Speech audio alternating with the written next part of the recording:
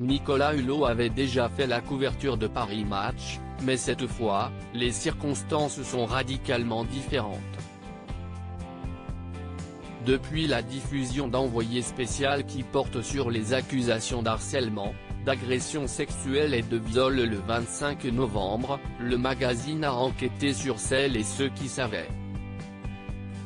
Dans ce long dossier, les journalistes reviennent ainsi sur l'affaire Pascale Mitterrand, petite fille de l'ancien président de la République.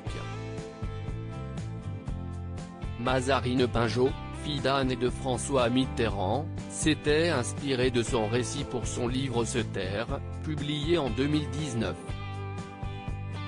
Dans le roman Se taire, Mazarine Pinjot raconte l'histoire du viol d'une jeune fille venant d'une famille influente qui rencontre un prix Nobel de la paix. Lorsque cette publication sort, un an après l'enquête de l'Hebdo, il ne faudra pas longtemps pour que soit fait le parallèle entre l'ouvrage de la fille de François Mitterrand et le récit dans le magazine éphémère de la plainte pour viol de Pascale Mitterrand, classé sans suite, les faits étant prescrits. Devant Bruce Toussaint qui lui a demandé lors de sa dernière interview s'il ne s'est rien passé avec cette jeune femme il y a 24 ans, Nicolas Hulot avait répondu « Si, il s'est passé quelque chose, mais dans un consentement et une harmonie classique d'une histoire sans lendemain ». En interview pour Gala en 2019, Mazarine Pinjot expliquait les similitudes entre son œuvre et ce qu'avait confié sa nièce, tout comme l'affaire DSK, il y a un peu de toutes ces histoires. Celle de Pascale m'a mise très en colère même si je ne l'ai rencontrée que quelques fois. Nous n'avons pas grandi ensemble et on ne se connaît pas très bien. Je voulais évoquer dans ce roman la question de l'impunité, si est pourquoi j'ai choisi pour camper mon agresseur, un prix Nobel de la paix, qui échappe à tout soupçon. Il ne s'agit pas seulement d'une violence sexuelle. Il y a aussi, dans ce cas, la violence de la médiatisation.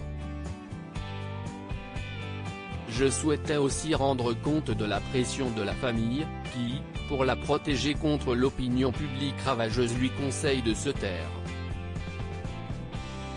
Malgré les souffrances, je suis convaincu qu'il faut toujours parler. Pascale Mitterrand avait déjà tenté de parler de ce qu'il s'était passé lors de son séjour en Corse, pour faire, à l'origine, des photographies de Nicolas Hulot.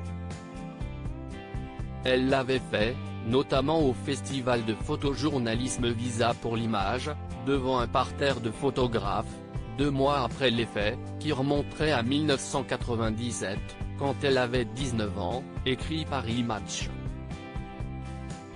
Le contexte de la libération de la parole des femmes, entamée depuis l'affaire Weinstein, a changé la donne.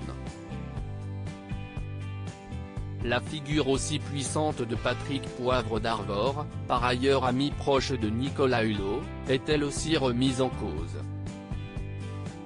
Le parquet de Paris a ouvert une enquête sur le cas Hulot et le président de la République, qui avait collaboré avec lui quand il était le ministre de la Transition écologique, a fait part de sa volonté d'accompagner la libération de la parole, le recueil des plaintes, l'efficacité de la justice.